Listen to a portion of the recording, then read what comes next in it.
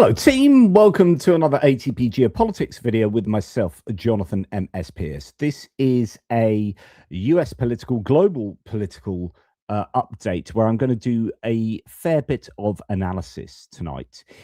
This is going to be a pretty chunky video. I have got an awful lot to share with you. What I'm going to do is start with the kind of geopolitical, start out wide, global, and then sort of bring it into the domestic, but I'm not going to spend crazy amounts of time on the domestic because I've actually done two videos prior to this, not today, but actually some months ago, looking at fascism, defining what fascism is, and applying that to the United States and showing how there's been this descent towards authoritarianism and arguably fascism if you define fascism as such, and then looking at people like Jason Stanley and other authors who've looked from a sort of political scientist point of view at the pillars of fascism and how you get there, and seeing whether that is going on in the United States. This isn't me trying to be all anti-American, and please, like, when I criticize Donald Trump and people like Stephen Miller, it's because these are horrible people in my opinion, and it's not because they are American. I am not being some kind of jumped up Brit going, oh, look at me, denigrate these this American president, so on and so forth. I never did such with Joe Biden because he wasn't a bad human being. Like, simply put, Donald Trump and his administration are incredibly dangerous, but not just domestically, geopolitically. And I have receipts. Like, when I say these things, like, I'm spending an awful lot of time generating a lot of stimulus to present my argument, hopefully cogently and with a narrative. And so if you're going to come back and say you've just got TDS, yeah, whatever, brilliant, that's pretty juvenile. But actually, what I'd like any critic of what I say to do is present evidence and receipts. Like, be substantive. What do you disagree with? Don't just say blah blah blah. I don't know what you don't know what you're talking about. Whatever. Okay, I want you to be specific. Tell me where I'm going wrong exactly, and bring some receipts. So that's just a bit of a preamble to what I'm going to be seeking to do, which is to alert people. And most of you know this. Many analysts are talking very much about the same thing. Alerting the world to the dangers to democracy and to freedom and to transparency that are really gathering momentum in the United States, and it is very, very worrying. We've got an inflection point in world history at the moment, and it's gone from the Ukraine war out to all other areas of the world, and now we're just seeing a whole global shifting global dynamics, essentially. And it's being driven at the moment by some ideology in the White House that is, I think, anathema to previous understandings of working cooperatively together with allied nations around the world to achieve a common goal. Okay, so that's that. I did do a live earlier on with Jonathan Fink and Dave DeBetto, so hopefully you can check that out at some point. But what I'm going to be doing is looking at what we were talking about earlier and giving a lot more substance to that. I really appreciate you being here. It's a Friday night. What am I doing? Having a really substantive live stream on global geopolitics on a Friday night. It's because that's how cool I am, and there is no one can actually argue with that. It's just objectively true that I'm that cool. Right, okay, so let's get into it. Just before we do so, as ever, please remember to like, subscribe, and share. I appreciate all of you who subscribe to the channel, and I appreciate the members of the channel so much. Thank you very much for keeping the lights on. Really, really is awesome of you. Right, let's get to it. Oh, I was just... And there we go. I'm back again. Right, we're going to start with what I started with this morning, which is Trump says he wants a Nobel Peace Prize belonging to Venezuelan opposition leader Maria Corina Machado, and expects her to give it to him when she comes to DC next week. This what we're going to start with is the idea that underwriting all of this more, I guess, highfalutin global geopolitical strategizing, underwriting this, or the foundation to this, is Donald Trump's personality and his ego. And everything needs to be seen through the lens of him wanting to be at the center of everything. And possibly, and I've got a section at the end here, I don't know whether to show it to you, but a section on aging and how he is struggling with health. You've got the Wall Street Journal article that was just out recently. So I think there's probably going to be an element of legacy that's working in. I think that's the same with Putin. As these strong men get older and older, they want to see themselves as someone, as people who change history and leave their footprint, their marks, their fingerprints all over the country that they are in charge of. So Putin wants to be Peter the Great again, right? This Peter the Great the Second, if you like, Vladimir the Great. Donald Trump wants to be a leader who adds territory to the United States, Greenland, and whatever it is. But he wants to be the guy who's got a Nobel Peace Prize, the guy that stopped all these wars, the guy that's this. It's almost like he's so insecure that he needs validation. But I don't know that he is insecure, but he's almost acting as if he is. Let me ask you about Maria Corina Machado. I've had her on TV this week. Yeah, she's a very nice person. And he doesn't care for her as a person. He just cares, and he doesn't care about Venezuela as per se. He cares about what Venezuela can get him personally, and what it can get his nation, which is an extension of him. Well, I understand she's coming in next week sometime, and I look forward to saying hello to her. And I've heard that she wants to do that. That would be a great honor. Mm-hmm. I did put out 8 wars.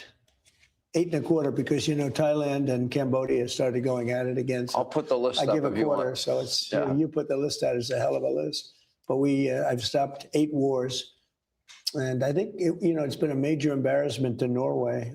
Now I don't know what Norway has to do with it, but that's where the committee is located. A lot of Norwegian people, and it's been a very big embarrassment to the country of Norway. Whether they have anything to do with it or not, I think they do. They say they don't. But, when you put out 8 wars, in theory, you should get 1 for each war, okay? Because some of these wars were going on for 30 years. India, Pakistan was ready to go at it. So on and so forth. So, he, as you saw this morning when I played the whole of this video, he is ready to accept the Nobel Peace Prize from Machado. And that is, to me, just, I don't know what adjective I would use to describe him. Just completely self-obsessed. It's all about him. And then he stated in his True Social post recently, remember, also, I single-handedly ended 8 wars. And I talked about this in a recent video where, like, single-handedly means on his own. No diplomats, no foreign secretaries, no teams at all. Literally, Donald Trump has walked into 8 different conflict zones, and he has stopped 8 wars on his own, single-handedly. He honestly is so delusional that's what he thinks. Now, Special Curse on Cat here says, putting aside the usual stream of self-congratulatory nonsense, there is one point worth isolating. Just one example among the claimed 8 wars successfully ended. The war between Thailand and Cambodia is currently in its most intense phase since it began. This is the reality. Barely months after a smiling photo op on the so-called peace deal, the situation collapsed entirely, and that precisely does not matter to Trump. Thailand no longer matters. Cambodia no longer matters. What happens after the signing ceremony is irrelevant. The objective was never peace. The objective was to interrupt a war briefly for a week, perhaps sign a meaningless document, declare victory, and move on with another personal achievement unlocked. Great peacemaker. Level unlocked. Whether such peace is sustainable is not a question he asks. What would restrain the aggressor from striking again does not concern him. Whether violence resumes once the cameras are gone is someone else's problem. That is exactly what awaits Ukraine. It will not matter to him if a month after his peace agreement, Russia resumes its attacks, destroys more cities and kills more Ukrainians. On the contrary, he will repeat everywhere and at every opportunity that he brought peace, that he ended the war, and that he therefore deserves a Nobel Peace Prize. So at the end of that speech he gave, he talks about, and we'll just go back to that, he talks about how he should got 8 and 1/4 wars he stopped. And well, I'm not going to play it to you, but he talks about Cambodia starting up again, flaring up again, and therefore, and he stopped it again, or he's stopping it again. Therefore, we should get 8 1/4 Nobel Peace Prizes because he stopped 8.25 wars, Cambodia and Thailand once, and then it flared up again. He's not concerned that it flared up again. He's not concerned that he failed to deliver peace. And in fact, you could argue the same for almost all of these conflicts that we're talking about. There's no long-term sustainable peace. And where there is, the agreements have been mediated by people like, so in the Armenia-Azerbaijan conflict, by Turkey, right? Turkey did the heavy lifting there. And he, just because he invited them in to sign the document in the White House or Mar-a-Lago or wherever it was, he takes plaudits for it. But he's fundamentally not interested in peace. And that's the important thing here. So when he goes into Venezuela, he doesn't care for humanitarian issues. He doesn't care for democracy. He doesn't care for peace. He is not a peacemaker. Actually, he's quite bellicose. He wants to be this. And we're going to come on to this. There is a huge desire for him to build up the armed forces so that one presumes he can go around bullying his local patch, just like he has done with Venezuela. Indeed, if you think he deserves the Nobel Peace Prize, this is what he said in that same interview. We've knocked out 97% of the drugs coming in by water, and we are going to start now hitting land with regard to the cartels.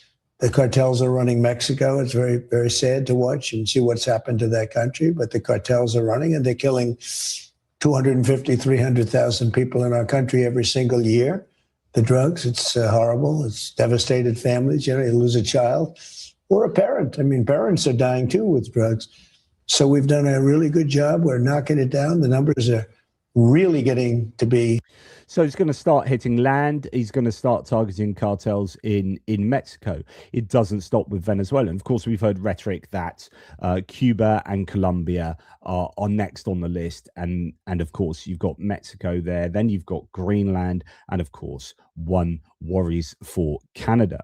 Now, Anne Applebaum here says, not everyone believed me when I wrote that Trump wants Greenland because it would make him feel important. And this goes back to the idea of there being a large element of ego, his own personal me-ness in the decisions that are getting made. I mean, it's just absolutely ridiculous. When asked why he needed to possess a territory, he said, quote, because that's what I feel is psychologically needed for success.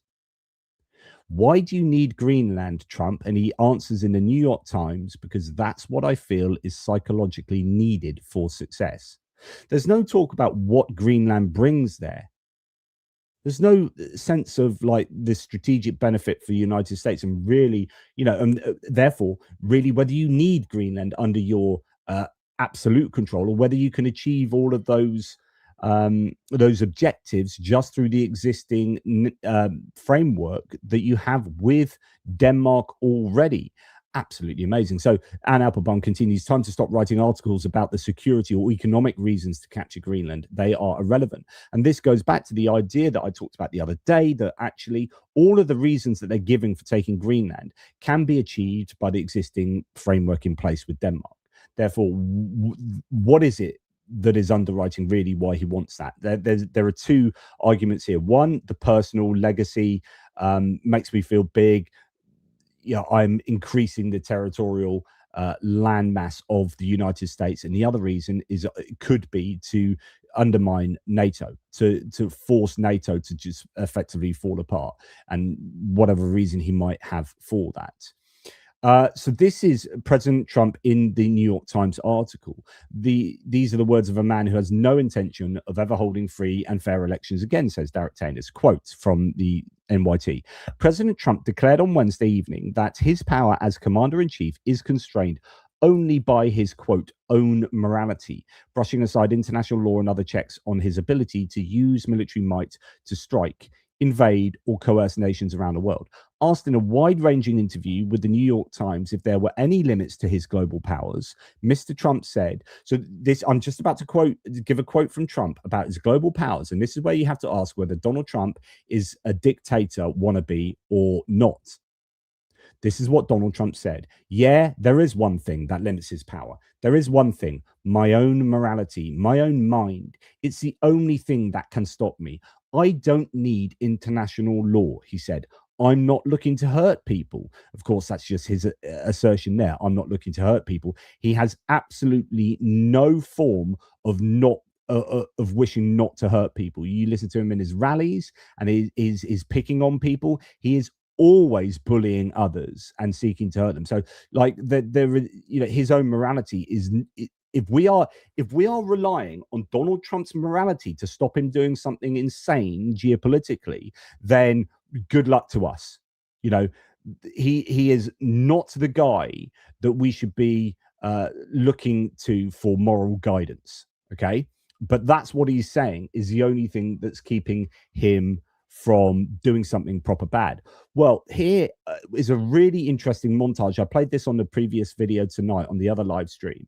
But this is super important to understand that it's not just Donald Trump that's talking about international law being completely defunct, but actually this is what you are hearing. This is now a narrative point coming from Trump world. Okay, there is a normalization now of international law being irrelevant.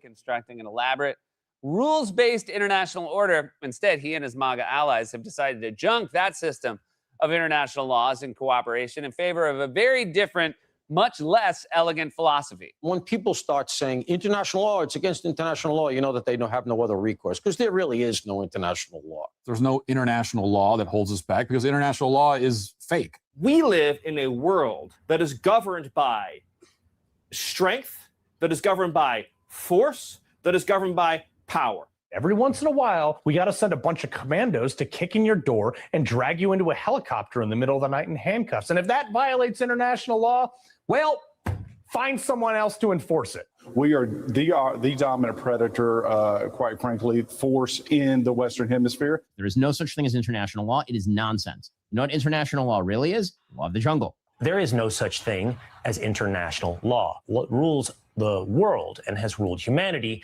is the law of the jungle. We rule the jungle. We are the lion. I'm sorry, but these guys are the lions don't live in jungles. But anyway, you've just heard a whole slew of people there saying that there is no international law. It is just the law of the jungle. It is might is right, and we are at the top of that ladder. You've heard Stephen Miller talk quite a number of times about dominance, about how the US has dominance, and they're gaining greater dominance in their own backyard with regard to their activities around the Western Hemisphere, right? And the Monroe Doctrine, which is you guys in Europe, you look after yourselves. You can have it out with Russia. Russia can carve up the EU. Don't really care for you. We're going to pull out our troops and our influence from Europe, from Africa, from Asia, from the Indo-Pacific. China, you can have Asia. Everyone else can fight over Africa. China, that includes maybe Australia. But we may keep a foot in Australia. But we're going to be looking after South America and North America, and that includes Greenland. And if you want to argue with us, we have the strongest military in the world.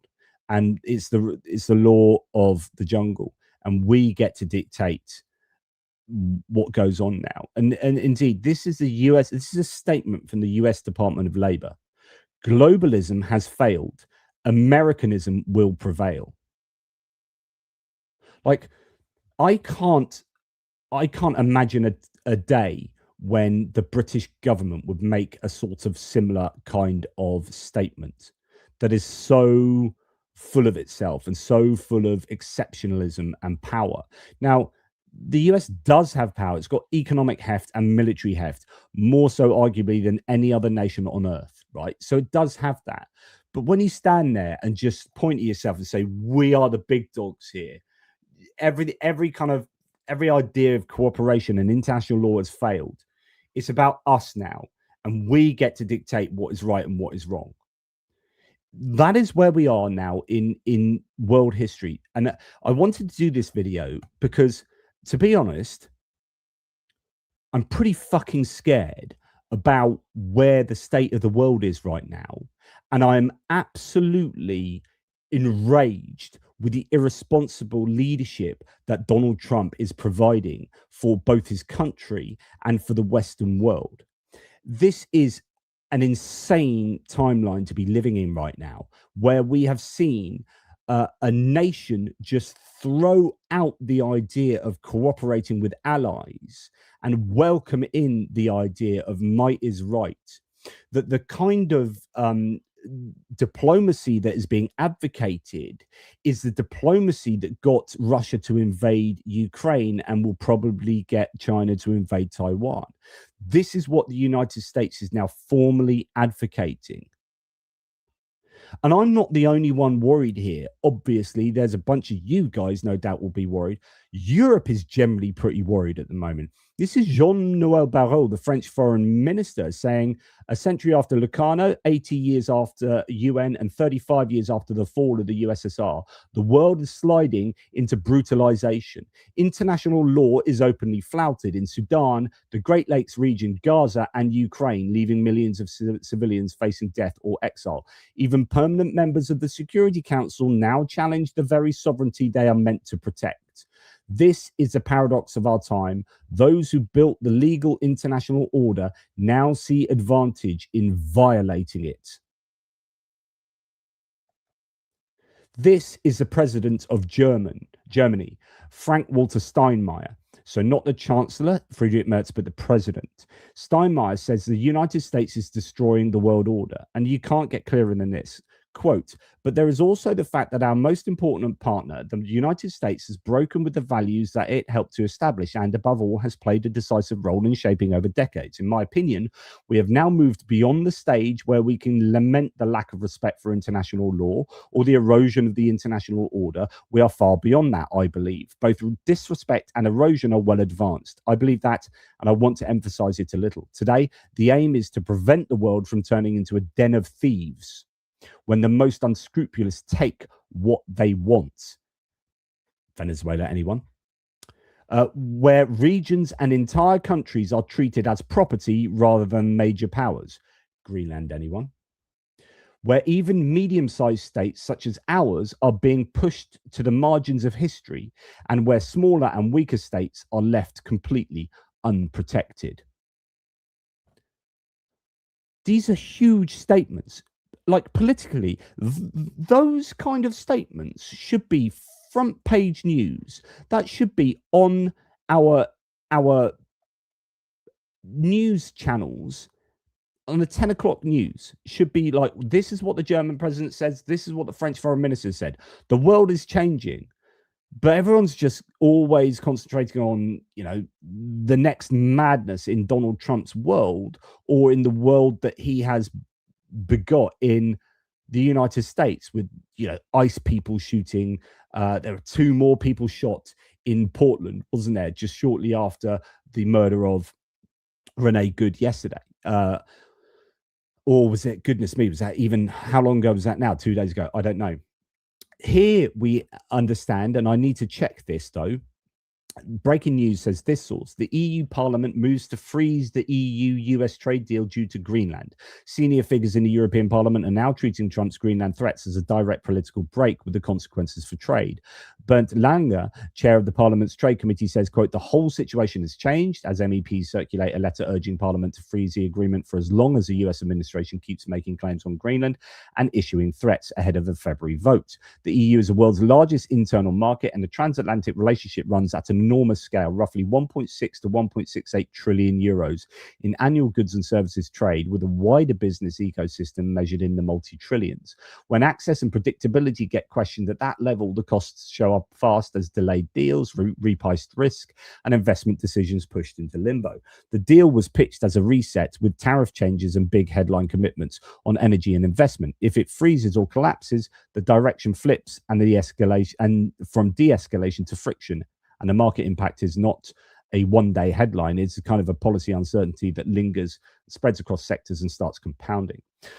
I was watching just now before I came here, Donald Trump, it was at the White House, Mar-a-Lago. Who knows? He uses Mar-a-Lago as a formal place now, as a state venue. But anyway, he was meeting with oil magnates, and he got them all around the table, and then they was getting them to commit to investing in Venezuela. Now, luckily, they committed, but they weren't too strong about the time frame, and also they were very wary about security guarantees. But be under no illusion that the US has gone into Venezuela for oil and for reasons other than democracy and drugs, right? That is clearly not what has taken place. And Donald Trump is showing you in real time that this is all about the money. This is all about the power. And he's just lined up these oil magnates in what I think is a really distasteful manner, and has this televised like chat with them, just like it's one of his cabinet meetings where they've obsequiously fawn over him. Anyway, just another random nugget here. The UK is to deploy 1,500 Marines as NATO steps up its Arctic posture. NATO ambassadors have agreed to strengthen the alliance's presence in the Arctic amid rising tensions over Greenland, following President Trump's threats to seize the territory from Denmark. So you've got NATO reacting to this, I presume, to ramp up the defense of NATO, the posture, so it sends a signal to Trump that, hey, we can defend Greenland rather than defending it from the United States. But yeah, as part of this shift, the UK will deploy 1,500 Marines to Norway for year-round operations under the Lunner House Agreement signed on December last year. The agreement also establishes a joint fleet of at least 13 anti-submarine warfare frigates intended to counter increased Russian submarine activity in the North Atlantic. Remember, the US has pulled back a lot of their ships to faff around in the Caribbean, acting as pirates and nicking oil.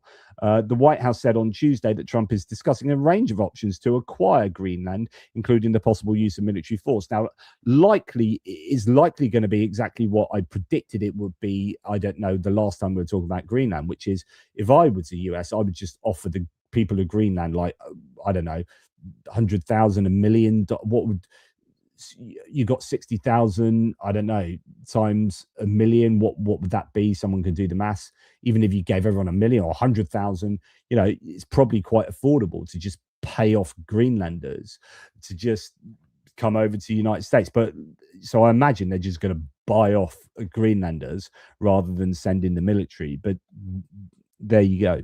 Now, this is just an indicator, barometer of where we are. Germans now distrust America so much that it's closing in on Russia. This is how unreliable the US has become to Americans. So partners for Germany, a question was asked in the survey, who can be trusted, who cannot be trusted. France can be trusted 78%. So wow, France and Germany are getting on like a house on fire now.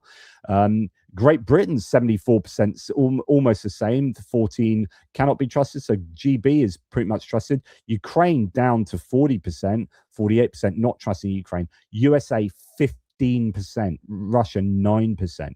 So if the USA is trusted like only 15% in the US, you're worrying about this. And actually, I was going to show you this later, but it's just about looking at, like I say, a barometer for understanding what the general feels are at the moment.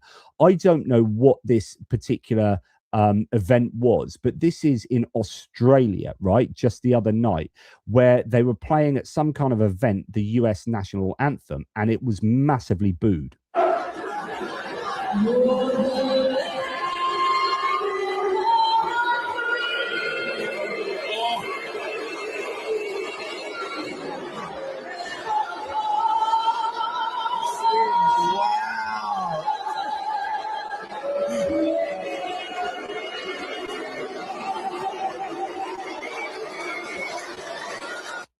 So it looks like a wrestling event of sorts, but you've got a wrestling crowd who are probably going to be pretty pro-American otherwise in Australia, absolutely booing the American national anthem. And I just think, you know, it's interesting to understand what's going on around the world. And if you're American, like how Trump and America is being seen in the international community, and it is not cool at the moment. But there'll be some people like, I don't really care as long as we own Greenland and we take control of Venezuela. Look at how well we kicked ass in Venezuela. Okay, brilliant. What now? Like, you're going to have to get boots on the ground to give security for those big oil companies to move in. Are you going to send your American sons and daughters to fight against groups in Venezuela just to nick their oil? Like, is this the world that you want? So yeah, crazy. Now let's return to our favorite representative, Anna Paulina Lunatic. So she is this pro-Russian.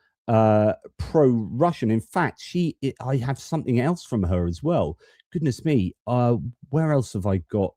I've got two things from Luna, because she has just offered, if I am correct in saying, she's just offered Russian diplomats over, and she's been given the right. Let's do this one first, actually.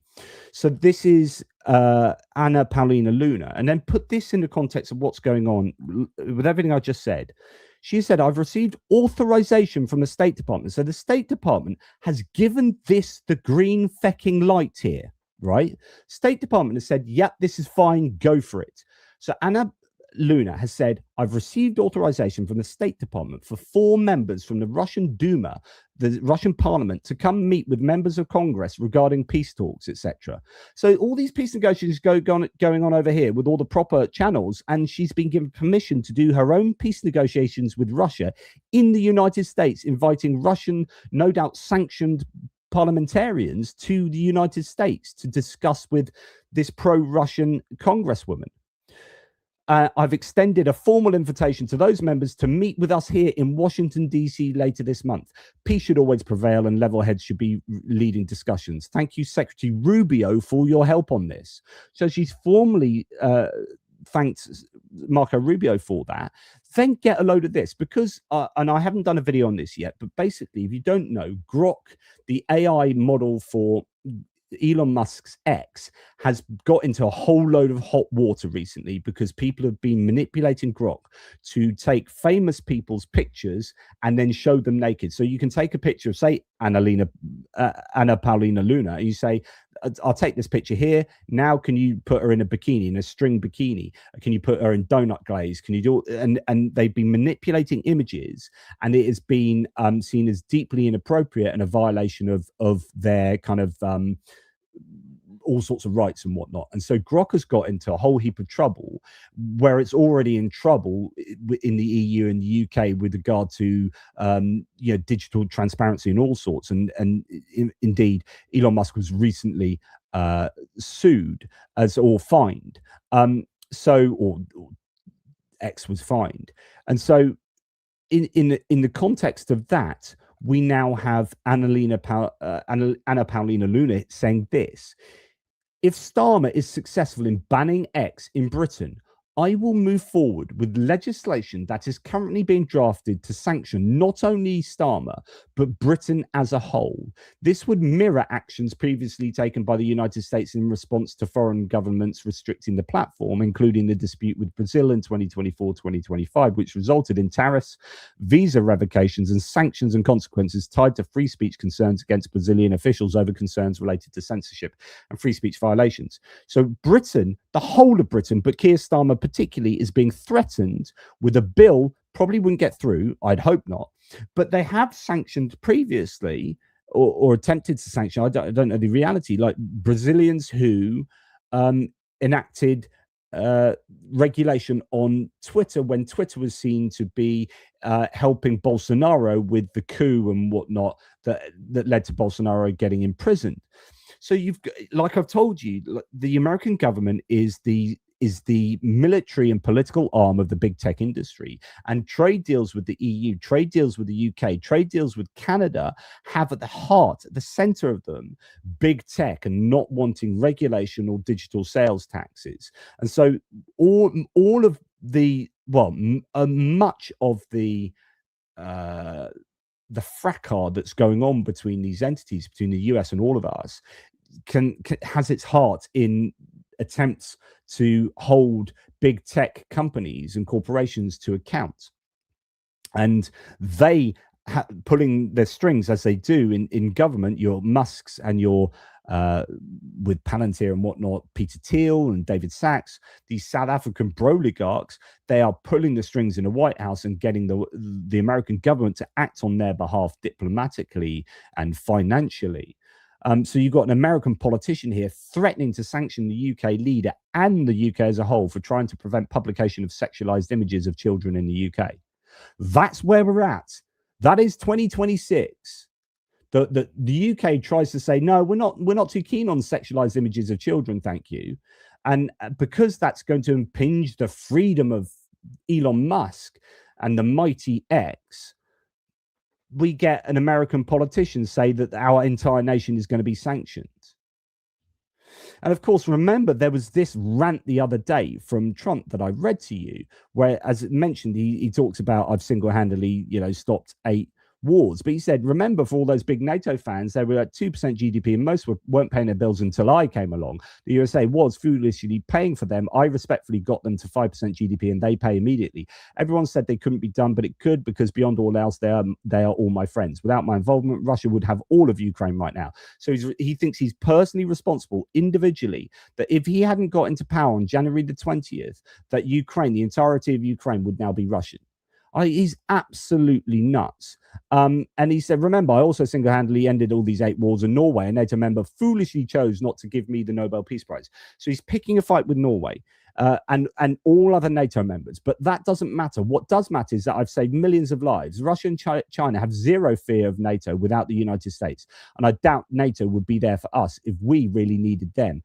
Everyone is lucky that I rebuilt our military in my first term and continue to do so. We will always be there for NATO. Now, that's the only bit that, sounds good there, but I'm not sure. I think that's just an outright lie, as most of the rest of this is just a big lie.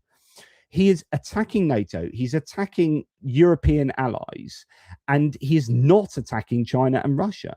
And remember, just to let you know that when NATO, he says, I doubt they'll come to our help. Well, the only time in history that NATO Article 5 has been invoked, we did come to the aid of the United States. 438 British soldiers died in Afghanistan, 158 Canadians, 88 French, 59 Germans, 53 Italians, 43 Danes, and the Danish per capita, per number of troops in Afghanistan, had the highest losses, either after the US or including the US. And so the idea that they're going into Danish jurisdiction, into the Kingdom of Denmark, to steal Greenland is, I think, pretty egregious. And the idea that none of these countries would come to the aid of the United States is empirically false.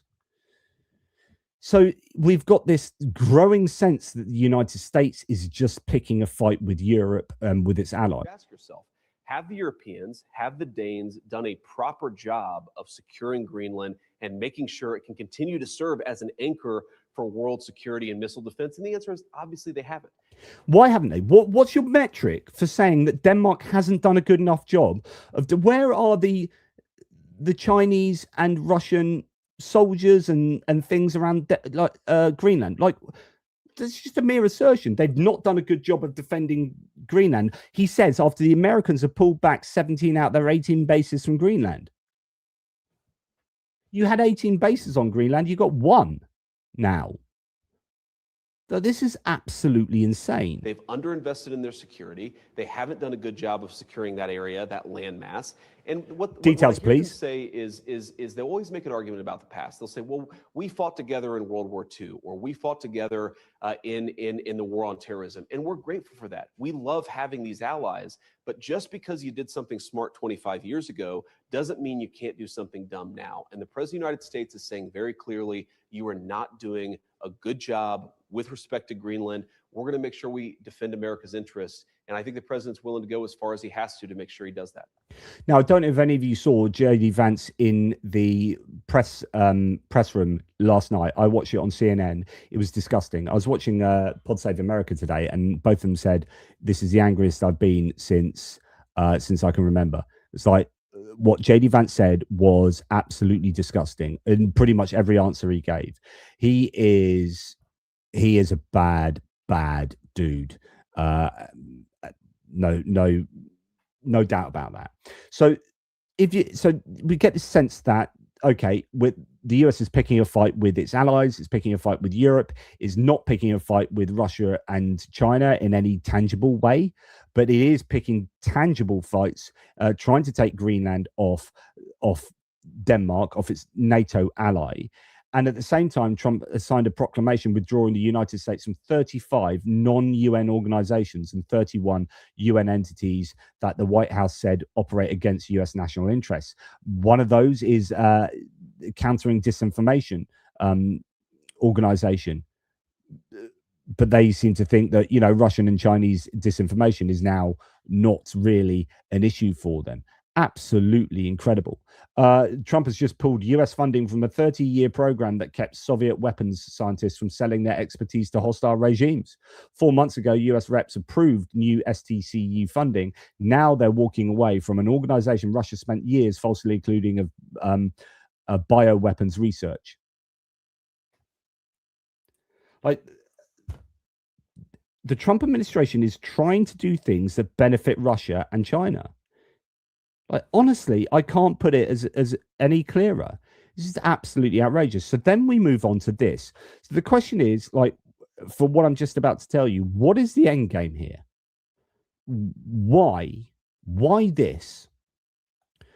So Trump said, after long and difficult negotiations with senators, and this was 24 hours ago, I think, congressmen, secretaries, and our other political representatives, I have determined that for the good of our country, especially in these very troubled and dangerous times, our military budget for the year 2027 should not be $1 trillion, but rather $1.5 trillion. So already the US spends more than the next 12 nations combined in terms of defense spending, right?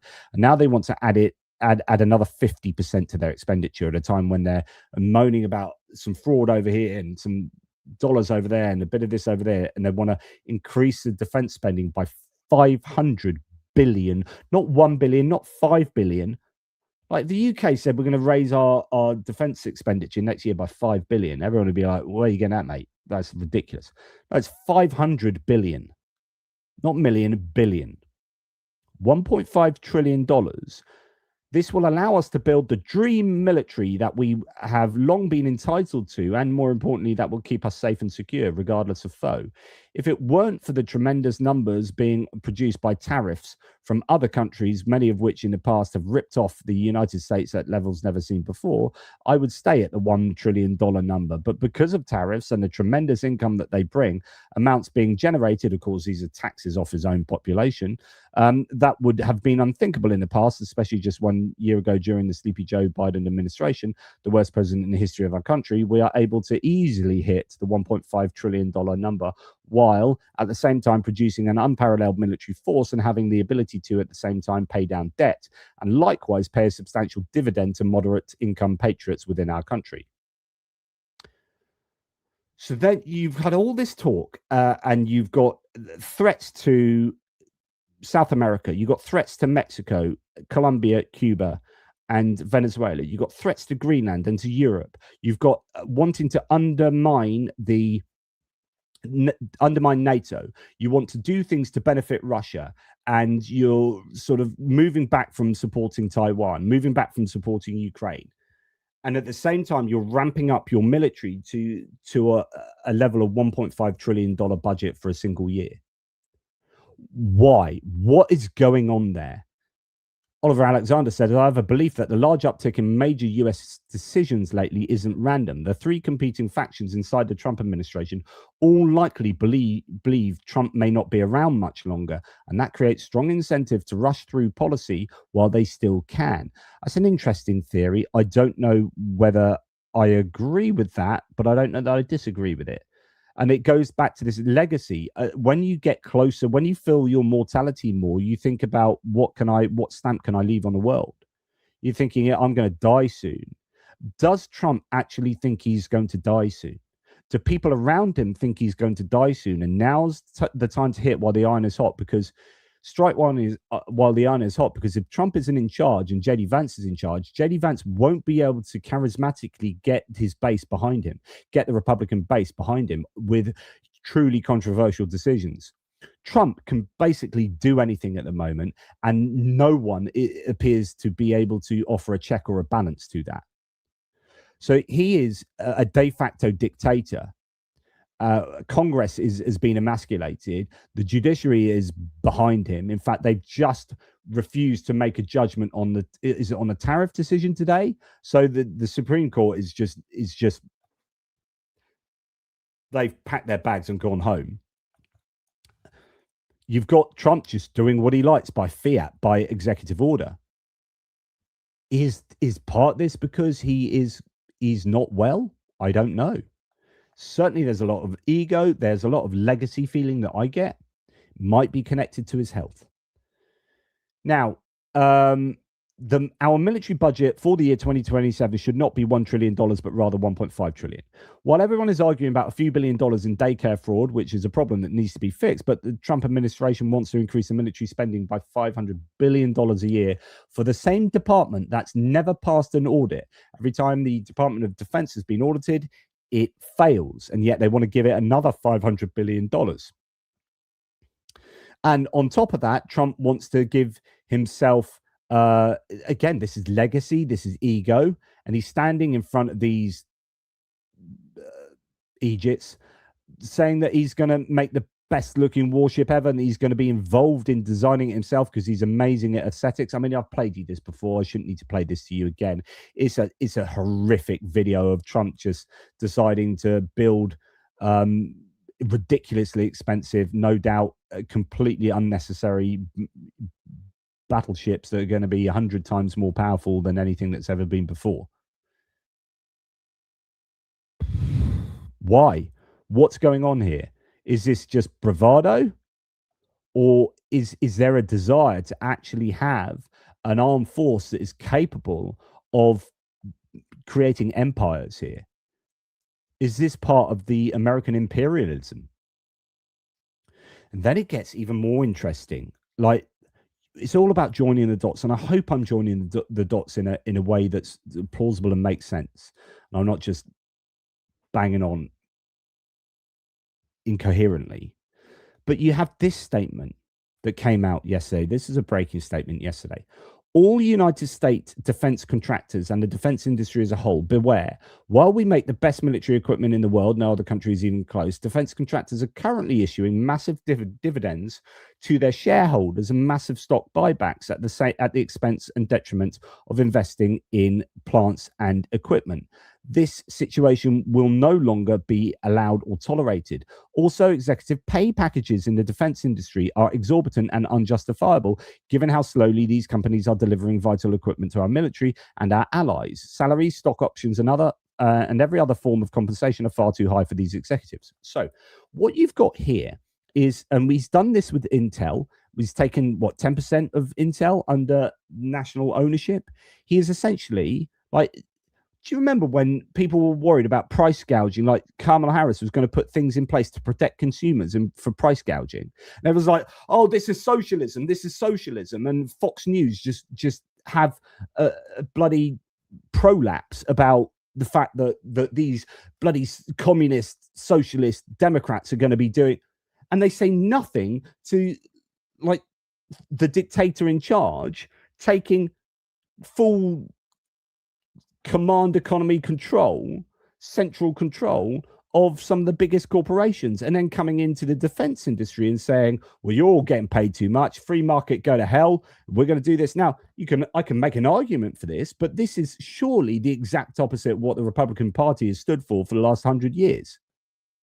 This is massive government overreach and getting involved in the running of the of the military industrial complex. But actually, there's even more to this. So let me continue. Defense companies are not producing our great military equipment rapidly enough. Once produced, not maintaining it properly or quickly. In other words, he wants more defense equipment. Why would he want that? He wants to spend another 50% on the armed services. Why would he want that? Is he actually gearing up for World War, for American wars of dominance? From this moment forward, these executives must build new and modern production plants, both for delivering and maintaining this important equipment and for building the latest models of future military equipment. Until they do so, no executive should be allowed to make in excess of $5 million, which, as high as it sounds, is a mere fraction of what they are making now. Additionally, the maintenance and repair of equipment once sold is far too slow and must be immediately enhanced. As president, I'm demanding that maintenance be spot on time. Of course, he's not making any claims about how his family can't be grifting off the government and doing crypto deals, making them way more than that. But anyway, I digress. Therefore, I will not permit dividends or stock buybacks. Now, it's worth understanding what stock buybacks are. So stock buybacks are when, instead of paying yourself, well, it's when a company buys back their own stocks. So stock buybacks or share repurchases happen when a company buys its own shares from the open market, reducing the total number of outstanding shares, which then increases the ownership percentage and potential value of the remaining shares. It boosts the metrics like earnings per share and returns cash to investors, often signaling management confidence or offering a tax-efficient way to reward shareholders instead of paying dividends. The repurchased shares are usually cancelled or held as treasury stock. In other words, what Trump is saying is, I don't want you as big military industrial complex companies to be buying back your shares with your excess money. You need to be building equipment and building factories to get us more stuff more quickly. And the question is, well, why? Well, why the sudden panic about having enough military equipment? So you can build a case that actually this is maybe sensible economics, or you'd have to be somewhat of a centrist economic, like you can't be a free marketeer and advocate for this one iota. So this is anathema to the normal Republican worldview. But you could build a case that this actually makes you readier, for the reasons you're probably doing. But the question is, why does he want to be ready? What does he want this? He's not building these. He's not worried about Ukraine getting weapons from the US, not one iota. So therefore, I will not permit dividends or stock buybacks for defense companies until such a time as the problems are rectified. Likewise, for salaries and executive compensation, military equipment is not being made fast enough. It must be built now with the dividends, stock buybacks, and overcompensation of executives, rather than borrowing from financial institutions or getting the money from our government. Longer term, this is good for both executives and shareholders because it will be great for our country. Thank you for your attention to this matter, blah, blah, blah. Now, what was it? Was it BlackRock or one of the big military companies absolutely plummeted in the stock market on hearing this? Funnily enough, it then rebounded after hearing of this and has ended up being higher than it was. But this was not met positively at all by the military industrial complex in the United States. But again, we're trying to understand what is going on here. We have a president who is not at all interested in free market economics. He's not at all interested in his own, I think, electorate at all, particularly, although he did make a housing declaration as well, which I'm not going to read out to you, but that would appeal to actually the rent and housing stocks and whatnot. That's the sort of thing that you would expect a decent president to be involved in, but that's been forgotten. He's not been able to shout about that to the public because he's doing all of these other mental things, such as wanting to have Greenland, invading Venezuela, justifying ICE people shooting civilians, and then eschewing free market economics to have his defense military industrial complex create more stuff so that his new 1.5 trillion funded armed forces can do I don't know what. Take on, where is Canada next? Is Mexico next? Why would he want to spend $1.5 trillion on his armed forces unless he's got some plan in mind here? Trump not allowing defense companies to do dividends or buybacks sounds like nationalization to me.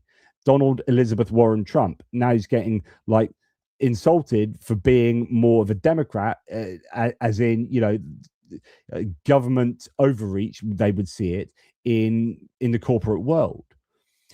Someone else here says, Geiger Capital says, a very big deal this. Trump on the defense contractors focusing on Wall Street instead of production. Defense contractors are currently issuing dividends and massive stock buybacks at the expense of investing in plants and equipment. This will no longer be allowed or tolerated. So yeah, no executives should be allowed to make in excess of blah, blah, blah. Therefore, not, this is moving away from Wall Street and into producing more military equipment. And then he starts having a go. So subsequent to that, and this is, somebody says it's almost like Trump wants to socialize the military industrial complex and make them accountable only to him. So he then comes out and says, I've been informed by the Department of War that defense contractor Raytheon has been the least responsive to the needs of the Department of War, the slowest in increasing their volume, and the most aggressive spending on their shareholders rather than the needs and demands of the United States military. Raytheon seems to think it is the Biden administration, and this is business as usual. It's not.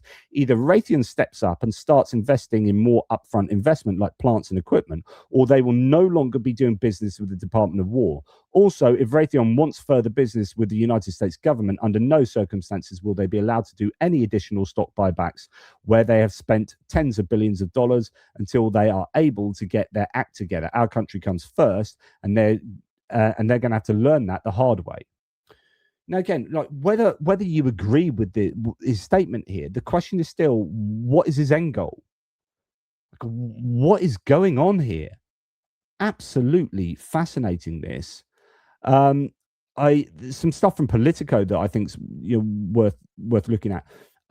Trump also said RTX Corp would no longer be allowed to obtain government contracts unless it invested heavily in building more defense factories. This is Raytheon and equipment and ended stock buybacks. RTX, formerly known as Raytheon, is one of the largest suppliers of aircraft engines and missiles in the Pentagon. Trump did not make clear who would replace the Arlington-based defense giant's production. The posts are another example of the Trump administration seeking to exert greater control over parts of corporate America and individual companies. That has also included taking stakes in private businesses, such as the chip maker Intel. Earlier on Wednesday, in a push to curb housing costs, Trump posted that he wants to bar large investors from acquiring more single-family homes. So the question is all of this activity more of a sign? I've talked to you before about abductive reasoning. What's the inference to the best explanation? What best explains these data points? Do you put this in the bucket that is democracy and free markets and blah blah blah, or do you put this into the bucket that is autocracy and wanting actual full control over your economy and wanting a massive army to go and be imperialistic? And it's that latter bucket that I think is being evidenced here. It continues later. Trump added that no executive should be allowed to make in excess of $5 million, as heard, in an executive order aimed at codifying the demands. So that's one thing for him saying it on Truth Social, but actually, what does it look like technically? Trump directed Pete Hegseth to identify defense contractors who are underperforming and doing stock buybacks and offer them a chance to remediate the issue. If that doesn't work, Trump's executive order directs Hegseth to, quote, return the contractor to sufficient performance using existing laws such as the Defense Production Act, which gives the White House the authority to control U.S. industries for wartime or emergency production, or to use acquisition regulations to withhold payments or suspend contracts. So in order to do that, surely the Trump administration would have to justify the Defense Production Act, have to say that the US is at wartime. But I don't think they're going to be doing that to get stuff provided for Ukraine. What war are they gearing themselves up for? Trump's frustration with military contractors has been building over the past few weeks, even as the president is looking to potentially surge the Pentagon's annual budget to $1.5 trillion, a nearly 60% jump. It's actually not 50%, almost 60% in the agency's spending. On Tuesday, Trump expressed anger that profits in the industry appear to be soaring despite long production delays for high-tech weapons systems. Quote, the defense contractors are making more, Trump said. That's why I'm going to say, you're making $45 million a year and you can't produce a freaking helicopter for 7 years. We're going to talk to them, he said. Politico previously reported that several of the largest American defense contractors, such as Lockheed Martin, RTX, General Dynamics, and Northrop Grumman, paid out roughly $89 billion in stock buybacks and dividends from 2021 to 24. In the wake of Trump's announcement, defense stocks dipped significantly, with all four of those contractors in the red for the day. Northrop's shares lost more than 5% of their value, while Lockheed and General Dynamics each lost more than 4%. Trump's comments about RTX came after the Wall Street's closing bell. But Trump's comments seem to contrast with the Pentagon's recent courtship of the defense industry, including Pete Hegseth's November speech to executives in Fort McNair and the agency's deal with Lockheed Martin announced on Tuesday, which would see the company triple production for Patriot missile interceptors, which are high on the military's wish list. So there's a bit of everything going on here. They are courting the industry, but they are controlling the industry as well. But again, for what end? Then we come to this. This honestly just blows my freaking mind. and I said this to you the other day in my Venezuela update, but like, if anything tells you what's going on in Venezuela, it's this. I think this kind of sums it up to me. Donald Trump said on True Social again, I have just been informed that Venezuela is going to purchase, all caps, only American-made products with the money they receive from our new oil deal.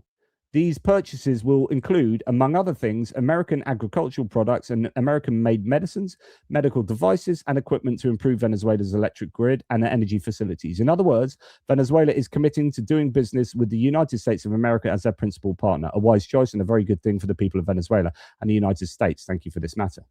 Thank you for your attention to this matter.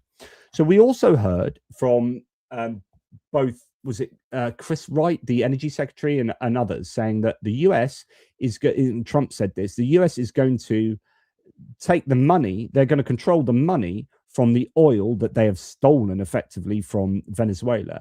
They are going to put that money in foreign US accounts in foreign banks, and they're not putting it in the treasury, and it's going to be controlled by Donald Trump. That's what he admitted himself. So we're going to take Venezuela's oil, we're going to sell it, we're going to keep the money in these accounts offshore, and then some of that money, and this is indefinitely, by the way. So Chris Wright said that this is going to happen indefinitely. They're going to take Venezuelan oil, steal it indefinitely, sell it, take the money.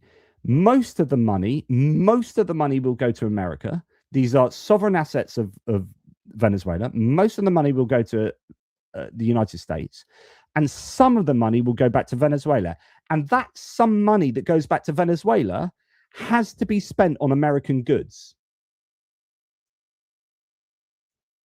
Is anyone else not just utterly fecking blown away by this? This is happening in broad daylight, and he's telling you on True Social, we are stealing Venezuelan oil, we're going to sell it, keep most of the money ourselves, give some of the money back to the Venezuelans, and force them to only buy American stuff with the money that they've got left.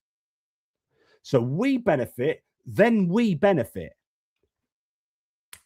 And I'll just take you back to this. Globalism has failed. Americanism will prevail. Do you want me to play you that clip of all of the people saying international law no longer exists? Apparently, you can just go into another country and take their resources because you're bigger. This is like Lenin's account of imperialism, says Matthew Iglesias, but with, and that's good, added at the end. So, a little bit of analysis here from a couple of people. This is from, whoever, Sitebringer, whatever. Trump is building a wartime command economy without declaring war. He's not trying to reform the defense sector. He's preparing to subsume it, strip the optics. What he's doing is establishing direct state control over strategic capital flow using loyalty pressure, populist framing, and fiscal levers. He's not negotiating with defense executives. He's declaring them subordinate. This is a test run. He is setting precedent to apply this model across sectors. Energy will be next. AI after that, healthcare eventually. The pattern is simple. Any industry touching sovereignty, logistics, and frontier technology will be absorbed under mission state logic. Private firms will still hold the equity, but the state will dictate the capital structure, production cadence, and narrative frame. Buybacks are forbidden, dividends are conditional, salaries are capped, output is mandatory, time is compressed. It's a shift from incentive alignment to compliance enforcement, from persuasion to control, from make defense great again to you now work for me. No modern president has dared cross the line because it exposes how thin the veil of corporate independence actually is when national purpose is invoked. Trump just crossed it. And the deeper layer, this only works if he's confident the military, capital markets, and the public will comply. That's the real signal. He knows they will, or he knows enough of them will, that the others won't matter. That is how American Caesarism starts, not with tanks in the streets, with cash flow commands. I really wanted to do this video tonight because I really believe this is freaking important. And that if maybe not all of this is happening in the way that I'm portraying, But if enough of it is happening, there should be alarm bells going off all over the freaking shop. Arnaud Bertrand says, I typically don't like to be alarmist, but any student of history would tell you all the lights are blinking scarlet red. I mean, massive military expansion, check. Annexation threats, check. Demonstrated willingness to use force unilaterally, check. New imperial doctrine proclaimed, check. Withdrawal from international organizations and international treaties, check. At this stage, we're not even watching warning signs anymore. We're watching the thing itself in motion. The only way the world stops this train is to put differences aside and form a balancing coalition. Otherwise, the dominoes will keep falling one after the other. Hope of self-restraint of a rogue great power isn't historically a very successful strategy. Self-restraint requires either institutions now being exited or norms now being shredded. The only thing that can bring it back is fear of consequences. This is how it worked in 1930s Germany. And yes, I will make that freaking parallel. I'd much rather be overreactive than underreactive. If you are underreactive, welcome in Hitler, welcome in fascism. I think it's safer to be over-determinant here. There's good evolutionary biological theorizing behind that. Right, a handful of Republicans joined Democrats to force the Senate check on Trump's war powers in Venezuela. Luckily, yesterday, a bunch of Republicans, mainly the ones who are giving up, as in their term ends in 2026 in the midterms, I would presume, a bunch of Republicans came out and voted with some Democrats with all the Democrats to make sure that Congress is involved in the US going to war, that Trump can't unilaterally do that. Small block of Senate Republicans has delivered a notable rebuke of Trump just days after the operation ousting Venezuela's leader, voting to advance a resolution that would limit future US military force in the nation without Congress's approval. 5 Republicans on Thursday voted with all the Senate Democrats to allow a future vote that would limit the president's powers in the deepening conflict with Venezuela, a move that surprised even some Democrats who had not been certain how the GOP votes would fall. So you've got Rand Paul, who is a co-sponsor of the measure, and that's understandable because he's he's a libertarian, really, and he's against all these foreign interactions. You've got Todd Young of Indiana. I don't know him. Josh Hawley of Missouri. Now that's a surprise for me because Josh Hawley is very much a sort of MAGA guy. And you've got Lisa Murkowski of Alaska, Susan Collins of Maine. So Susan Collins of Maine is likely going to lose her seat. She's not retiring, although it wouldn't surprise me. She's getting on now. And Lisa Murkowski, she's going to be, now we're hearing that Mary Patola in Alaska is probably going to run for senator there. I don't know if that's against Murkowski. But she had 2 stints as a representative in the House of Representatives. There's only 1 district in Alaska. There's 2 senators, 1 Congress person, 1 representative, and she was that from 2020 to 2024. She lost in the Trump election, just very close. She ran ahead of Kamala Harris, so she's really popular, and she's a Democrat, but she's popular partly because she's indigenous to Alaska, right? And therefore she's got quite a good sort of base that she can get there. So the Republicans could end up losing Alaska. They are likely to lose, I think, Maine. And yeah, anyway, so 5 Republicans came out and voted with the Democrats to to restrain Trump's dictatorial powers there. And this is how he reacted. So this is Trump, says Molly Jong-Fast, losing control of Republicans in the Senate.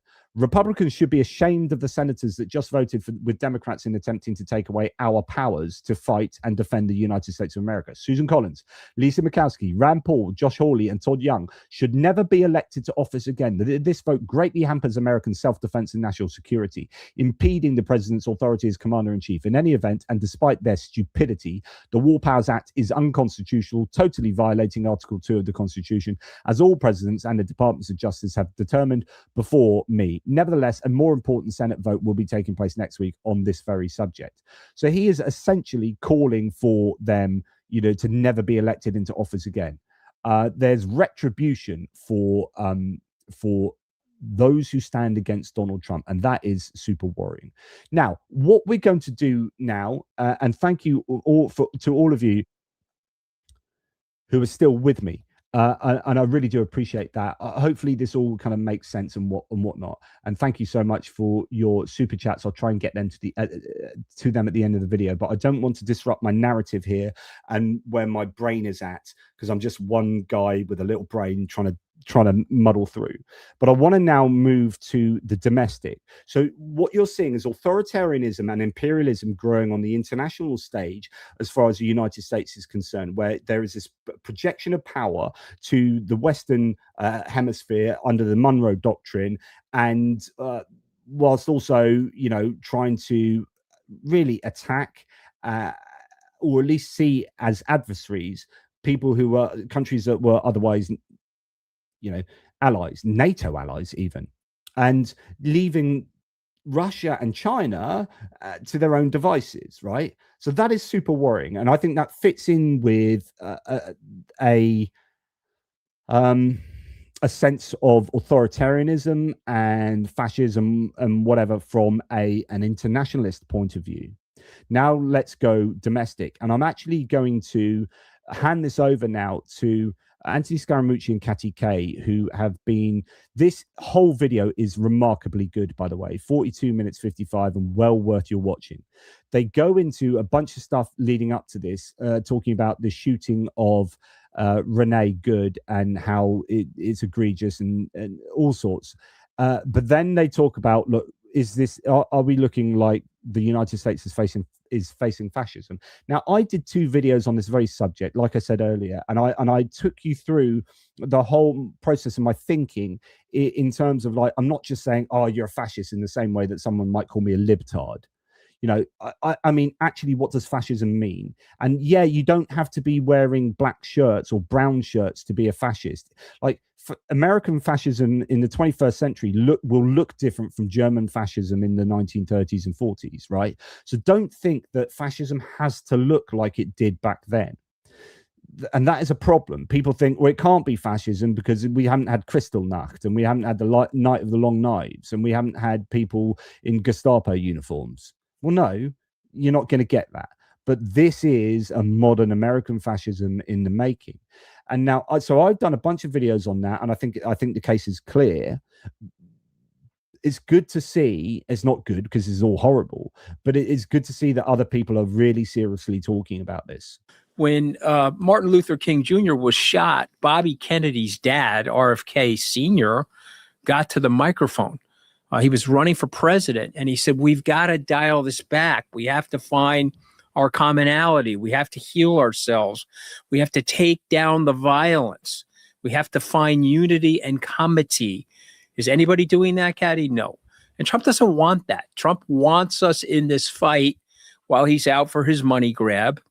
And he's doing something very interesting in Greenland that I want to position to you. I know we're going to talk about Greenland in the break, but it's a diversion. It's another diversion. Yeah. It's not going to militarily strike Greenland. I maintain that. But he's trying to create a diversion while he's got something else underfoot. Okay. And by the way, Caddy, this was predictable. Okay. We could all look at this alarmed and say, oh, wow, what a tragedy. But if you sat down in a boardroom with me and we workshopped potential scenarios with this level of ICE aggression, with this level of lack of training, okay, you'd say, okay, at some point, somebody's going to get hurt. Yeah. And we're going to have a 2 sides argument. One, it's going to be murder, and the other side, it's going to be self-defense. And here, I've actually got it in the wrong place. So since it's been all messed around. So what I'm going to have to do is just find a transcript here for this, and I'm going to research where the actual correct place is by looking up. Okay, here it is. So no, it's not. It's next one. Okay, there we go. Here we go. So question back to you. Is this fascist behavior? And before you answer the question, Caddy K, Let's talk about the flooding of the zone of disinformation on January 6th on the website, the military buildup, the imperial flex outside of the country. And let's talk about the acts of violence by a Gestapo-like police agency known as ICE. And so pushing it back to my favorite Brit in the world, is this fascist behavior, Catty K? What are we? So we're Thursday, 8th of January. We're recording this at 9:21 a.m. and we're already bringing up the F word, which is not the same F word, by the way, that the mayor of Minneapolis has used this morning. Not my favorite F word, by the way, but it's in my top 5. Look, it's interesting that you drew that common thread, because that's where I went this morning too when I was thinking about how to frame this, because I do agree with you that there is a kind of common thread that the use of force is justified when it's used by us, that being the White House, in order to further our agenda, whether it is Venezuela, these ICE agents furthering the agenda of deporting millions of people who are in the country illegally, whether it is the threat against Greenland. And I agree with you, actually. I think it's so interesting that you bring up and I'd encourage everyone to go to the White House's new webpage describing the events of January the 6th, which completely retell history and blame this entire action of January the 6th actually on the kind of federal agents who were there, saying that they kind of started all of this. It's a stunning rewriting of the events that we all watched on our, don't believe your lying eyes, but I was there watching it. And this is this element of historical revisionism that we're seeing, and even like the revisionism of what we saw in the video with Rene Good being shot 3 times, and then there's now new video evidence that's come out. There's the body cam footage, I think, of the guy himself. We've got new angles, and it is very clear that woman was murdered, right? So, but anyway, it's like this is reality, and we're going to do some kind of 1984 double speak, or just turning the world on its head. And yeah, what you think you've seen, you haven't actually seen. And I think this is what Catty K is talking to here, which is, January the 6th, we got a pretty good understanding of what took place there. Now you've got the White House bringing out this website that is detailing the events of January the 6th, and they're lying. They're just essentially, so the disinformation is coming thick and fast from the government itself. And I think that is an element of this level of unreality is an element that feeds into how you end up getting to fascism. You were there watching it, and this is a rewrite of it. And there is this common theme that if we use force, it is always justified. I mean, you had Stephen Miller go out. We spoke about this earlier this week. You had Stephen Miller go out on CNN and effectively say that. So I think you're right that there's a common theme. We can have a debate another time about the word fascist and whether it describes a specific ideology. But there is a real flex going on. And you're seeing it in the response to this shooting in Minneapolis with Kristi Noem, the Secretary for Homeland Security, going on television within seconds before she had any of the facts around this case, before an investigation is conducted, and saying that this woman is a domestic terrorist and that this was an act of domestic terrorism.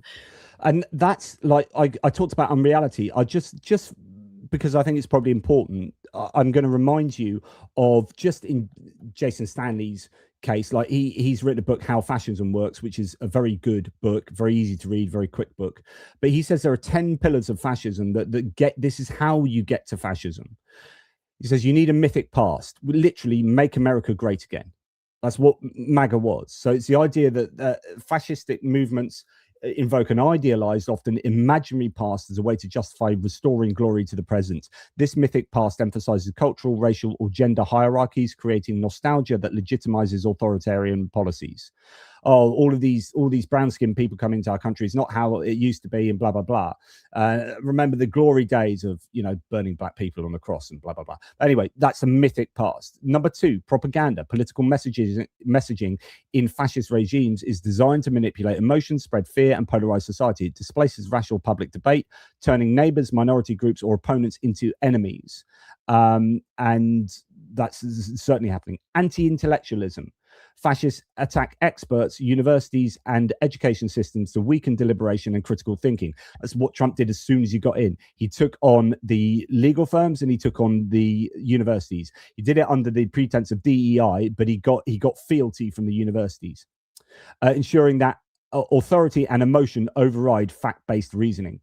Unreality. So this is what I was just talking about. Deliberate dissemination of falsehoods and challenges to shared realities destabilize truth. The leader becomes the perceived ultimate source of reality. That is your key that is going on now. Be aware of what is happening now, guys. Be aware that these are all, whether they realize it or not, whether Kristi Noem realizes it or not, she is a tool, or she is becoming unwittingly, possibly, a pillar of fascism in what she declares in her dictation of unreality there. Number 5, hierarchy. Fascist ideology portrays social hierarchies as natural or biologically determined, asserting the dominance of a chosen group while denying equality. And that's certainly happening with the racial issues happening. Victimhood. Dominant groups are, and we're going to, all of these ideas we're going to come back to just in this next section. Victimhood. Dominant groups are depicted as victims of conspiracies and or hidden enemies, twisting narratives of equality and justice, DEI, to portray threats that were none objectively exist. So you've got an example of this. Well, I'm going to go back to sort of Catty K in a while, but I thought I'd play you a bit of JD Vance here, which is like, you know, we're the victims. White people are the victims. This is JD Vance, the vice president at Turning Point USA.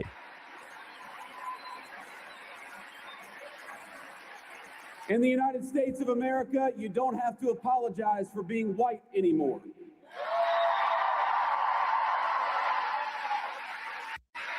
So you don't have to apologize for being white anymore. Gets a massive round of applause. Here is JD Vance again at Turning Point USA, talking about this kind of mythic past. We're going to take our country back. Take it back from who? Who's got the country now? But anyway. If you miss Charlie Kirk, do you promise to fight what he died for? Do you promise to take the country back from the people who took his life? So you got to fight. He's calling people to fight to take their country back from the people that took it. Who are the people that killed Charlie Kirk. We don't really know who killed Charlie Kirk, mate. That's gone pretty silent, you know, because it doesn't probably fit with the narrative that you're trying to illustrate here. Do you promise to help defeat the radicals who cheered his death? Do you promise to honor his memory by having faith in the God he loved? My friends, commit to these things, and I promise you victory. I promise you closed borders and safe communities. I promise you good jobs and a dignified life. Only God can promise you salvation in heaven, but together we can fulfill the promise of the greatest nation in the history of the earth. Okay. So, you know, yeah. So victimhood, like, you know, we can be proud to be white again. We couldn't before. We were such victims. Law and order obsession. Fascists frame those outside the preferred group, women's behavioral choices, minorities, immigrants, as threats to social order. Oh my goodness, ICE. This justifies repressive policing and punitive policies while ignoring genuine rights and justice. Everything that's just happened, of course, with the Renee Good situation. Sexual anxiety. Fascism often manipulates fears about sexuality and gender roles, tying national or cultural strength to patriarchal norms. Deviations from traditional gender expectations are portrayed as dangerous. Okay. And that's interesting because now it turns out that Renee Good, she had 2 kids from her first marriage and went on to her second marriage. The husband died, had a kid who's now 6 years old, and then is now either married or partnered with a woman, right? So now that she is a lesbian, that has been brought in as a kind of cultural part of cultural component to what's taken place with the shooting of Renee Good. She was kind of contradicting one of her own, Tom Homan, who's the Chrissy border Nunn. security czar, who was saying, I haven't seen the video yet. There needs to be investigation, although even he has rowed back.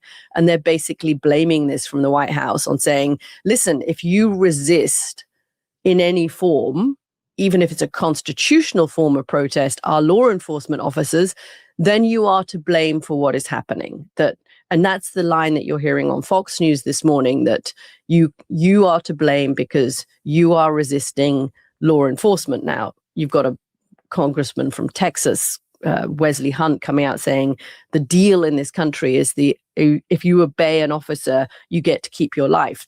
That's not my reading of the history of the American Constitution or of law enforcement in this country. I mean, I think it's very hard to make the case that this woman should have been killed for this, and then that the ICE officers prevented a self-identified physician, a doctor, from going to her car, which had crashed into another car, and checking on her. And we don't know what position she was in. Maybe she was dead already, but a doctor went up to that ICE officer and said, can I go and check on this woman? And he said no. And I think you've said this before, Anthony. Is the cruelty the aim here?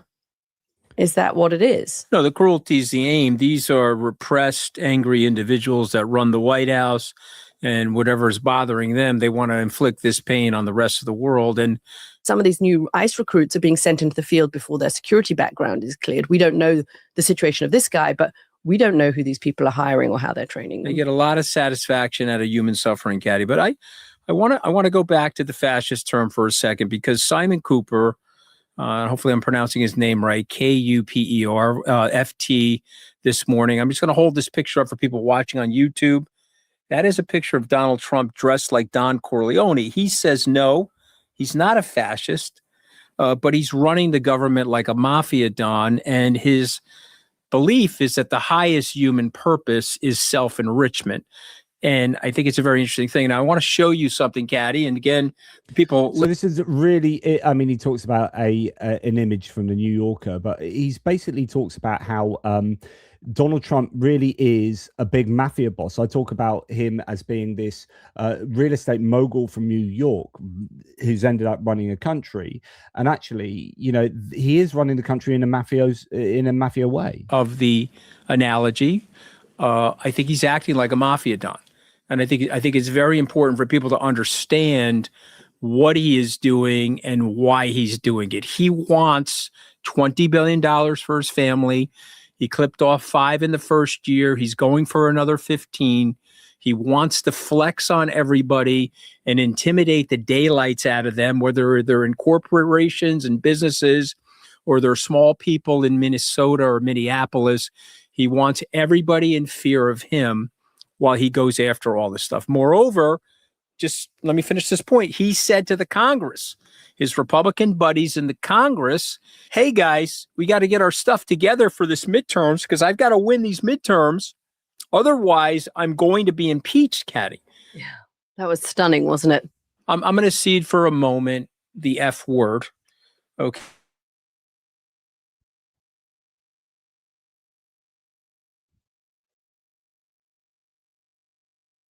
Like a family operation with acolytes that are going to do his bidding, okay, while he is in that office. And his job, as far as he can tell, is to take as much as possible from everybody. That would mean their sanity. That would mean their well-being. That would mean their lack of stress. He wants to stress out everybody. And he enjoys it, Caddy. And so lest anybody think that, oh, no, this stuff is accidental, he gets up in the morning and he says to himself, how can I inflict pain? How can I punish and hurt people? And how can I divert their energies while I'm taking money for myself? Okay, and that's exactly what he's doing. And listen, people can say, oh, he's not doing that. No, he is doing that. And you can watch MS Now or Fox News. Objectively, that's what he's doing. And so much more in that. It's a really fulfilling chat that those two had. But he's absolutely right. But it is that and fascism. I think so. For Trump, it's about self-enrichment and self-aggrandizement, all these other things. But for people around him, like Stephen Miller and Russ Vought and the ideologues that are the people that actually deliver his policy, it's about a fascistic regime for them. And so you've got both. For Trump, I think he's probably more like a mafia boss. But it's not either or, it's both and then you had, as I said, that whole JD Vance White House press briefing was egregious yesterday, where he basically blamed Nicole Good for being shot. All right, we are listening there to Vice President JD Vance, who vehemently blamed Renee Good for her own death, stressed robust actions that are going to take place for federal fraud investigations in Minnesota. So it was one of those speeches and I don't know. I got really angry. I was watching CNN live last night, and I watched that, and I just wanted to punch the TV, which would have been his face. Yeah. And so you got loads of things coming out to do with, what was Renee Good doing? Was she really blocking? Was she just dropping off a kid? And then so on and so forth. The husband saying that her ex-husband saying that she wasn't that kind of person, and other people saying she was in a group that actually, went around following these ICE situations, but none of which would justify her getting shot. And actually all the video evidence does show that she does pull away, trying not to hit him, pull away from him. All the angles show that, and he shot her 3 times. So he needs to. So I want to just go back to this idea of unreality, where you've got here a Department of Homeland Security spokeswoman essentially just outright lying. Tell me what your reaction to that interaction is, Trisha. Well, my understanding is the facts, that individual and as well as Governor Tim Walz do not have the facts. Immediately, our officers got medics. There was an ambulance on the scene, which Not is true. where the Not individual true. was pronounced dead, no pulse, but that individual was immediately given.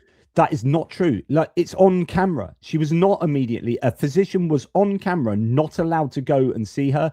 The ambulance was blocked because all the ICE cars are in the way, and they had to walk the paramedics up. It wasn't immediate. Like, she is lying, and this is where we go back to unreality. You might think, why are you just pushing on about like Renee Good and this? But you've got internal security services. If we go back to the 10 pillars of fascism here, you've got unreality mixed in with propaganda, mixed in with a mythic past, mixed in with victimhood and hierarchy. These guys, these immigrants, aren't worth as much as we are. We are the white people that have been victimized. We need law and order obsession. So we need these people to come in and justify, repressive policing, and then there's going to be unreality when we talk about this, mixed in with propaganda and this idea that we've got some kind of wonderful past that we need to get back to, that's being ruined by all these undocumented immigrants, so on and so forth. So that's what's going on there. I'll just go back to allow her to finish her piece. I do want to say any loss of life is an absolute tragedy, and we do pray for the deceased and her family, and as well, of course, for our officer and all affected in this situation. Tell me what your reaction to that So interaction that's is. what she had to say, and of course, all of that seemed to be complete and utter nonsense. Adam Cochran here says we literally have the video from 18 angles. There's no medic, no ambulance, no one is treating the woman. If there was medical care there, the officers claim of leaving for medical care would also not make sense. So yeah, it's unreality, isn't it? And you got that kind of stuff being repeated by the White House press secretary here. Let's listen to Caroline Levitt. The deadly incident that took place in Minnesota yesterday occurred as a result of a larger, sinister left-wing movement that has spread across our country, where our brave men and women of federal law enforcement are under organized attack. Right now, immigration and customs enforcement officers are facing a 1,200% increase in assaults a 3,200% increase in vehicle rammings, and an 8,000% increase in death threats. ICE agents are faithfully enforcing federal law to protect the safety of the American people by removing criminal illegal aliens from our country, which is exactly what nearly 80 million Americans elected President Trump and Vice President J.D. Vance to do. Radicals in the Democrat Party are furious over this. They don't want our border secured or criminal illegal aliens being removed. As a result, Democrats are impeding immigration enforcement operations daily, creating extremely heightened and dangerous circumstances that make it nearly impossible for the men and women of law enforcement to simply do their jobs. And of course, they stripped back the training for these ICE people from 12 weeks to 6 weeks, I think. Some of the claims are, and you're just thinking, you're glorifying these people who are not trained enough to be doing the job they're doing, and it's ended up killing people. And then you get this. I mean, this absolutely outrageous. So this is a kind of reaction of someone. Only you could say, yep, this is an unhinged troll or whatever. But he's standing, in front of all these militaristic people. Goodness knows what departments they are all working for. I presume they're all ICE. And he's sounding off against, his claim. We executed one of you yesterday. He's talking about Renee Good. The storm is here. The storm is here. We go all. No one can stop what is coming. Get here, guys. We need you in Minnesota. These people are fucking terrorists. Patriots, get out here. We need the backup. And all you liberal commie motherfuckers, keep your hands to yourself. You're gonna get hurt today, all right? We executed one of you yesterday. We executed one of you yesterday. You understand that?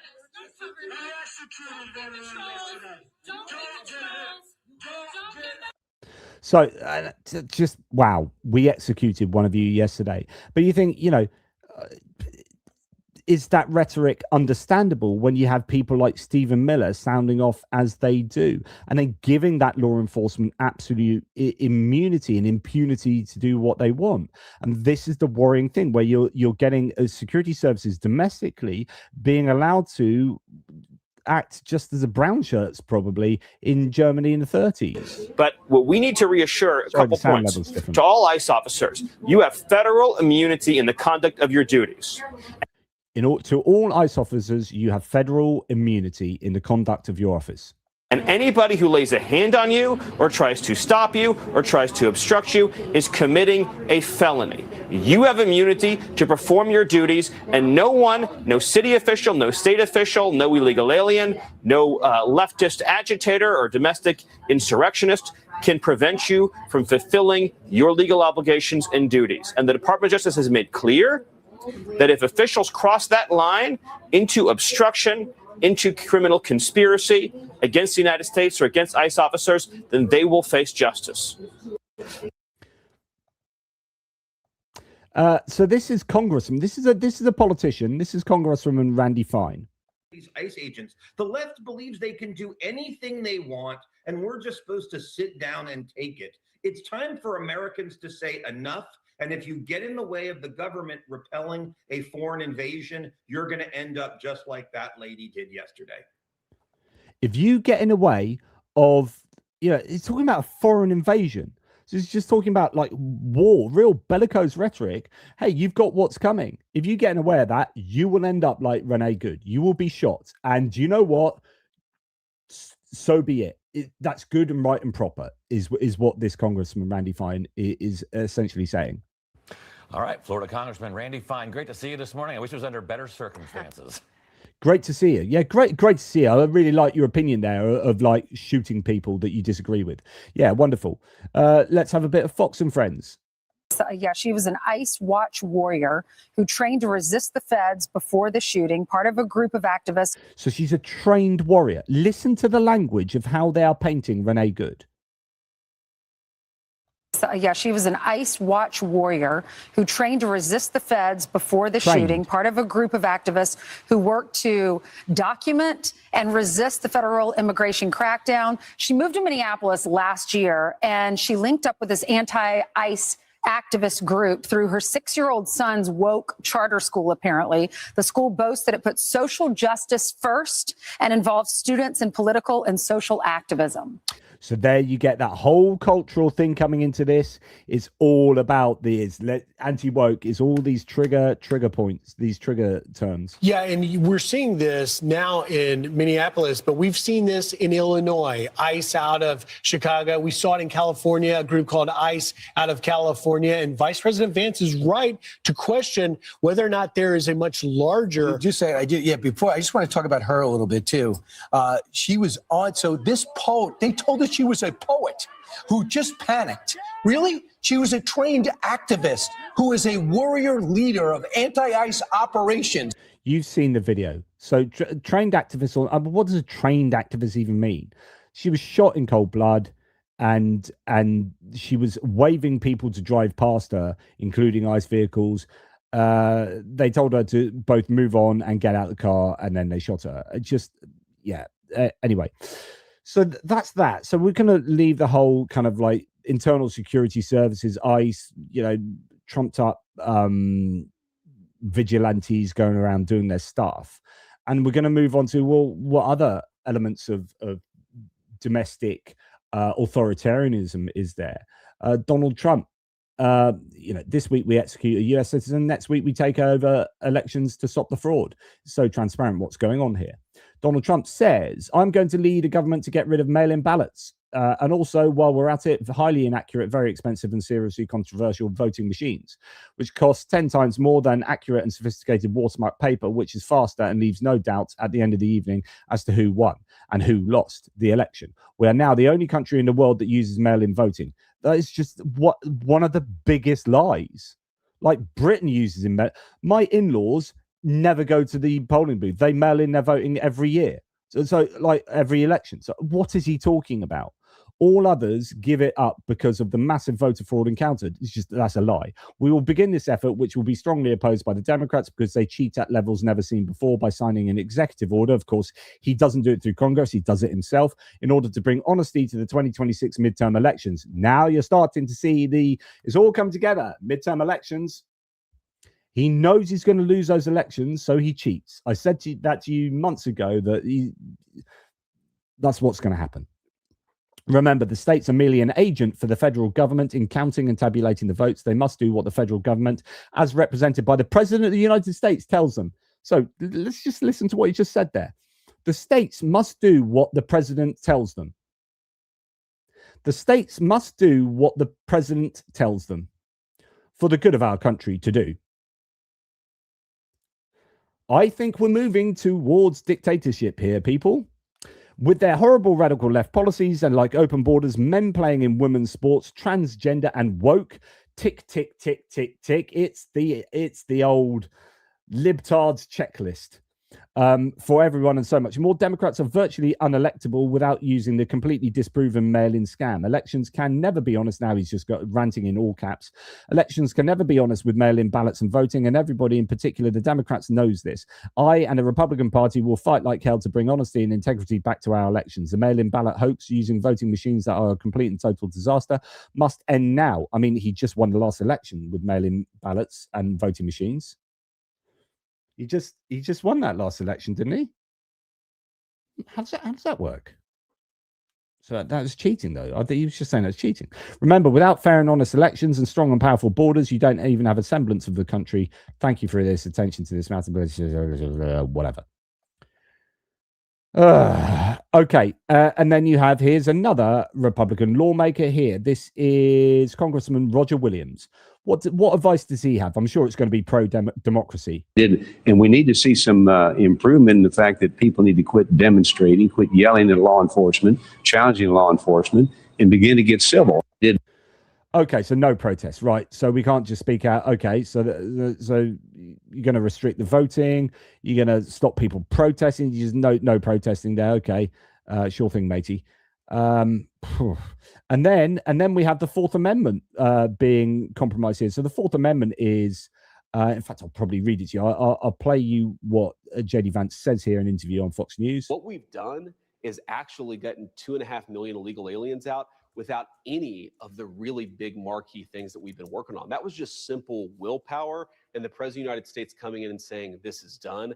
I think we're going to see those deportation numbers ramp up as we get more and more people online, working for ICE, going door to door and making sure that if you're an illegal alien, you've got to. So the door-to-door thing is a bit worrying because, you know, you've seen that ICE aren't allowed to go into people's houses and blah, blah, blah. It's all about the Fourth Amendment. So the Fourth Amendment to the Constitution, it protects people from unreasonable searches and seizures by the government, ensuring privacy in their persons, homes, papers, and effects. It generally requires law enforcement to obtain a warrant supported by probable cause and specific details before conducting a search or seizure, though exceptions exist. It forms a basis of the rules governing warrants, stop and frisk, surveillance, and digital privacy, balancing individual rights and public safety. Of course, Trump doesn't care one hoot about public, human rights and whatnot. So, Fourth Amendment goes out the window because I'd imagine that door to door isn't just a throwaway comment there. I think you're going to see ICE going door to door at some point in a not too distant future doing that. Now, we've got the complete abdication of CBS at the moment in terms of holding the government to account. We know that Barry Weiss is now in charge of it. We know that they've dropped now 2 60-second segments. And you've got this guy, I said to you the other day, he came out and said this very dubious statement that's going to appease he said that we're not going to go to well, in fact, here isn't this funny? So the guy that you're just going to hear 2 clips from came out the other day, and I played you the video where he said we are going to what was it? He was I'll play you this video, but then I get my head back in order here. But he was essentially saying, oh yeah, we don't need to hear from experts anymore. We need to, the news has for too long been relying on expert testimony and elites and whatnot. We need to now go to the people, and news needs to follow what the people want to hear, basically. And so that is anti-intellectualism. So that was number 3 of how fascism works. So that was another pillar checked off by this guy on CBS. But here he is. I'm not going to play you all of this, but essentially this is unbelievable. So CBS now, with Barry Weiss in charge of it, because you had a merger between Paramount and Skydance, and Paramount, that did own it, wanted to merge with Skydance. Skydance is owned by Larry David Ellison, who are big fans of Trump, and Trump wanted CBS to be brought into the fold, and so they put Barry Weiss in charge, and then CBS had to pay Trump $16 million and $30 to $35 million of public service announcements in order, because he took them to court over a spurious thing. And anyway, blah, blah, blah, blah. The end result is he's got CBS now. Trump has CBS in the same way that he's got Fox News. And you're thinking, well, does he really? I mean, surely stop whinging on Jono. Surely this is not really happening.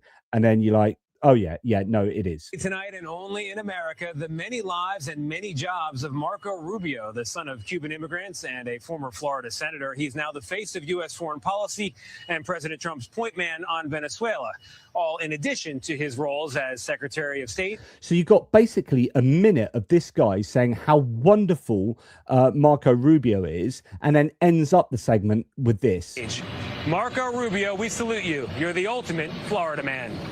Marco Rubio, we salute you, says CBS News, which now appears to be just a part of the American government. And apparently, when they did this report about the US government, in line with the US government rewriting the January the 6th reality with their unreality on the White House website, you've got this reporter again playing the both sides card. Also tonight, 5 years after the January 6th attack, a group of pardoned defendants marched through Washington. President Trump today accused Democrats of failing to prevent the attack on the Capitol, while House Democratic leader Hakeem Jeffries accused the president of, quote, whitewashing it. And so he was accused of doing this whole both sidesism thing here. Some high-profile CBS News staffers were aghast last night when Tony Dokupil's brief mention of the January 6th anniversary was a both sides mess. This very Fox clip ricocheted around social media and was ridiculed by media types. Shashank Joshi from The Economist says, incredible reporting from the new CBS. The president says the moon is made of cheese. Democrats say it is, in fact, a large rock orbiting the Earth. We'll have more for those competing claims as we learn it. CBS is now part of this landscape of media entities that the Trump White House control. Social media, from TikTok to X to Facebook to, with Meta on board through Mark Zuckerberg, Jeff Bezos giving, at least $40 million to Trump. So that's Amazon Prime. You've got CBS, you've got Fox, you've got Newsmax, you've got OAN, you've got CNN in the crosshairs, so on and so forth. It is looking very, very precarious for opposition to be able to get their messaging out there effectively these days. And as I think a little kind of nugget of an example of Fox News, right here we have Fox News over the Christmas New Year period, not holding Donald Trump to account, no, but holding Biden to account for being on holiday, even though he's not president anymore. And you'll never believe where Joe Biden was spotted. Spoiler alert, he's on vacation. Yeah, it's December the 31st. He's on vacation and he's no longer president. And so he's every right to be on vacation. So what are you doing? It's this idea that we're not gonna do difficult reporting on Donald Trump and his regime. No, instead we're going to poke holes at a stage 4 cancer-ridden ex-president being on holiday at the age of 80, whatever. It's just, oh man. So Ben Hunt, ICE murder on video, White House takeover of defense contractors, White House takeover of Venezuelan oil exports, White House ban on large institutional investors owning single family homes. It's been quite a day. Someone says, remember when the financial media spent 2 weeks hyperventilating about the risks of big government socialism because Kamala Harris proposed stronger price gouging enforcement? That's what I said earlier. So these guys are going nuts about these guys, Fox News et al, were going nuts about these minor things in the Kamala Harris campaign. Meanwhile, they're allowing Trump to do these incredibly huge things across the political landscape. And it's just, I don't know, super worrying times. Anyway, you've heard enough from me. I did have a whole thing. I've got a whole thing on Trump aging there, but you can guess what that's going to be. Like, is this an issue with Trump wanting his legacy to, so on and so forth? I'm just going to very quickly go through your no doubt very generous super chats. And there was some earlier from Goose on my previous video who says, I have sympathy for the idea that international law doesn't exist in a material way, as it has no means of enforcement beyond the selective actions of the powerful, generally against those too weak to resist. I mean, the issue of international law is you need international law kind of givers, if you like, or the law enforcers, which is the UN. I mean, this is the importance of the UN, but international law is bound up in treaties and treaties and treaties. And if you are saying international law doesn't matter, then no treaty matters, then it's a free-for-all. So I think it's very dangerous to just say, yeah, international law doesn't really exist, because it then just becomes chaos. And actually, you can't have a functioning economy. Honestly, the economy as we know it, if you got rid of international laws and norms and mores, economies would not be able to function. The complexity of how the world operates these days requires stability and security, and that's why the United States has been involved in securing Europe for as long as it has against the communist Soviet Union. It's to do with international economy and national economy. It's so super important. Goose also said on my last video, I didn't get to it, also, what can Europe do materially in the short to midterm against any hostile US actions towards Greenland? I just think they've got to, double down and just become unified. And there's lots you can do in terms of threatening to sell US debt. There's a weakness there. It's very interesting. The amount of dollar reserves around the world are at like an all-time or a recent history low. people are buying more gold, so the dollar is potentially weakening. I mean, it is a weak dollar anyway at the moment, but there are ways that you can materially hurt the US if you wanted to get into a fight with them, even though the US have a stronger military force. But if the US wants to go, if the Trump administration wants to go down these dangerous routes, then that is modern history over with, because suddenly international economic world order is thrown in the air, and there's all sorts of chaos ensues.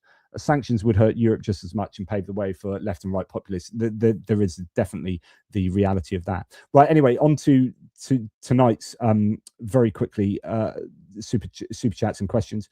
Goose again. Germany is a useful case study of fascism, but those making comparisons are often ignorant of Iberian fascism, so Spanish fascism, which was far more livable, e.g. Spain under Franco was authoritarian and a mass tourism destination for Brits in the 60s. Yeah, there are different iterations of fascism, but none of them are preferable to not fascism.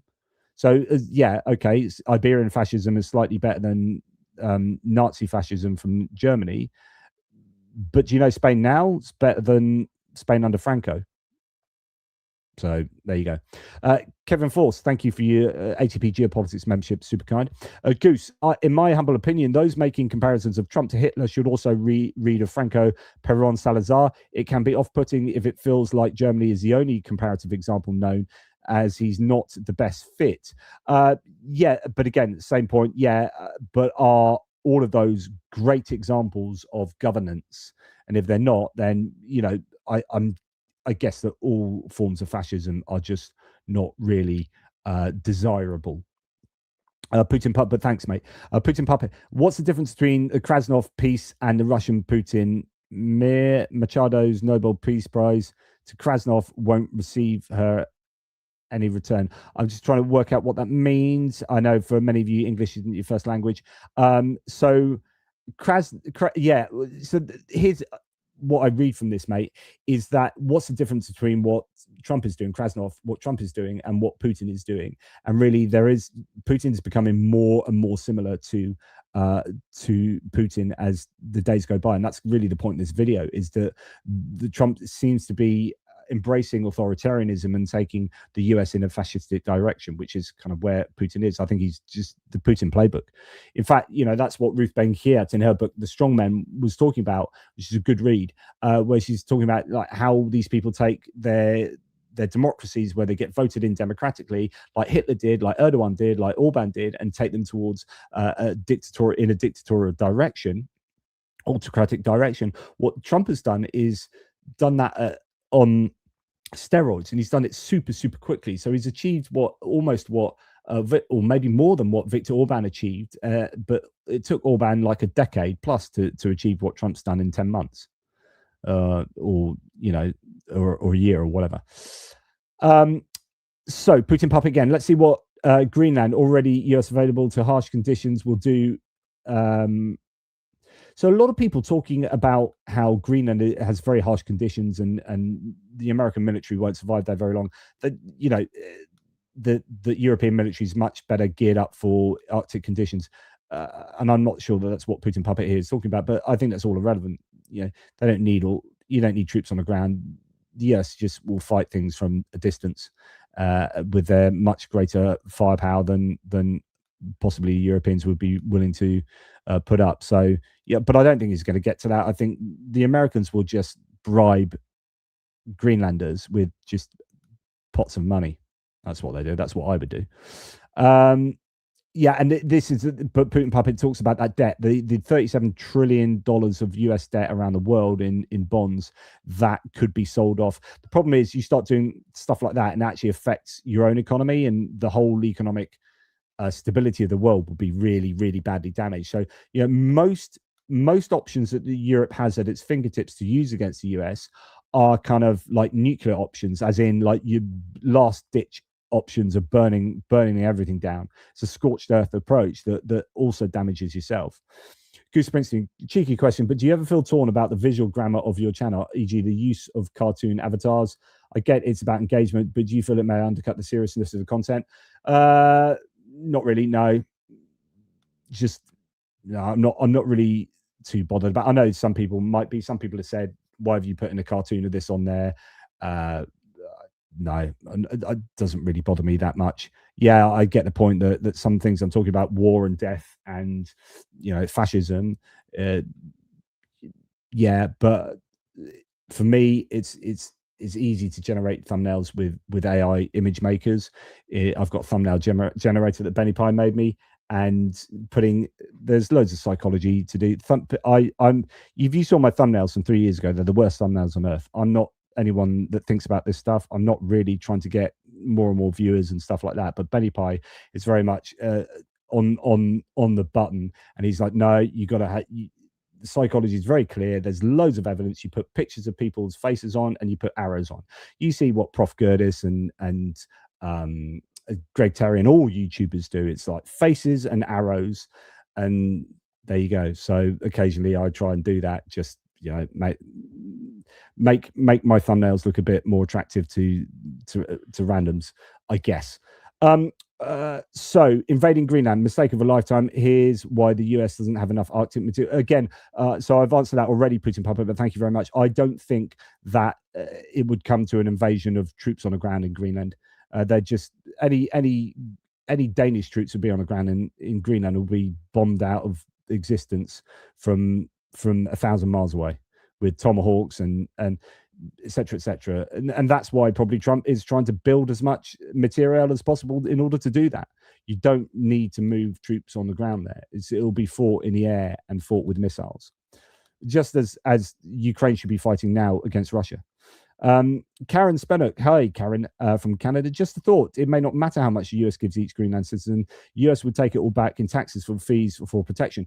So there's actually a bit of complexity to this. So the idea, so some people are saying that the US could give $100,000 to every Greenlander, but the problem is Greenlanders get free education. Sorry, they get free healthcare at the moment, universal healthcare. And so, you give them 100,000, but then actually at the moment in purchasing power parity, they actually earn more than all these other US territories, not as the US itself, but you end up giving the Greenlanders a load of money and then taking it back in like, well, you don't get universal healthcare anymore, so you're gonna have to pay for your healthcare. You're gonna have to do this, and Greenlanders hopefully will be given all the information necessary to make an informed decision about whether it's worth taking 100,000 just up front. But then actually over 10 years, you've lost that in healthcare payments and blah blah blah.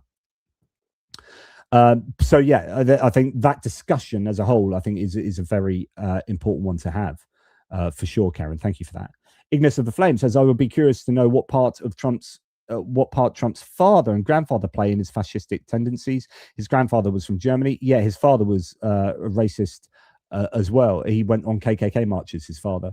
Go and look up Donald Trump's father, and yeah, he got in trouble, his father, and he had racist approaches. It was his grandfather who was arrested in KKK once, and his father, as a landlord, had racist landlord. He was actually, I think, was he not prosecuted for that? Anyway, yeah, there are issues there with the family. So yeah, that's definitely not just a kind of like, oh, I wonder if, yeah, it is a thing. Putin Puppet again. EU plans 860 billion in defense. Krasnov may not like that. Yeah, but 1.5 trillion. America's going to win that battle, I guess. And essentially, no one wants Europe to go to war with the United States of America. That would be absolutely insane. And you would assume that Congress and the American people would probably not allow that to happen. But it's the creeping authoritarianism that happens outside of like an outright war, and the techniques that the US will use that won't require that kind of kinetic warfare. They can get their way in so many different ways, just by putting pressure on everyone in all these different ways, usually economic, threat of tariffs and whatnot. They are just a very powerful nation, and they know that. Trump knows that, and he's using it as a bully. Johnny Nevergard, thank you so much for your super chat. Appreciate you on board. What's the difference between mafia and fascist? I'd have to think about that, but there probably are overlaps. I think with mafia, you're talking very much about family, aren't you? And the idea that the Trump administration is about grifting for his family. And that's the element that you probably don't see in fascism, which is more of a political system rather than a racketeering, protectionist sort of a protection racket that allows your family to engorge themselves on riches, and that's definitely what the Trump administration is doing. So I think it's both. That's why I said earlier, it's both a mafiosa and a fascistic looking government at the moment. And Putin Puppet again says, despite the GOP lies, better show the polls are not looking good with independents and Democrats for Trump. Trump is in real polling trouble. However, frustratingly, he still has a strong core base that hasn't really shifted much, and would still vote for him if a new election came up, because it's just people. It's a cult of personality, but it's identity. People's politics is now just identitarian in the fact that, like, if you're Democrat or if you're Republican, you're generally that for life. It's become so partisan that you don't get so much swing voting anymore. And Trump was right when he says, I could shoot someone on Fifth Avenue and still vote for me. And that's a real challenge. But there are still independents and there are still swing voters, and he has definitely lost them. And so it could be a whitewash in the midterms, certainly in the House of Representatives. But if he's going to start putting these things in place that look very much like, cheating, then that is a real concern, but it's completely to be expected. Right. Okay. That's enough from me. Hopefully that was a comprehensive look at the direction of travel. There's a lot of stuff I was storing up for this video. Thank you very much for your patience. Thank you very much for your super chats. Thank you very much to the mods who are out there. Thank you for the members and subscribers. You are all absolute legends. Thank you for allowing me to do what I do here. I really do appreciate it. And I hope I make sense and that there is some utility to what I say here. I'm trying not to just be critical for the point of being critical. I'm genuinely deeply concerned about the state of global politics at the moment, and I do worry that we still in Europe, for example, in the UK, we have the threat of populism that is there big time, and I think European unity is under threat, and that's exactly what Trump would want. It's exactly what Russia would want. Exactly what China would want, and I'm deeply concerned about the future of democracy and freedom in the Western world. So I might move to New Zealand. Yeah. Anyway, take care, everybody. I appreciate you. Toodle pips.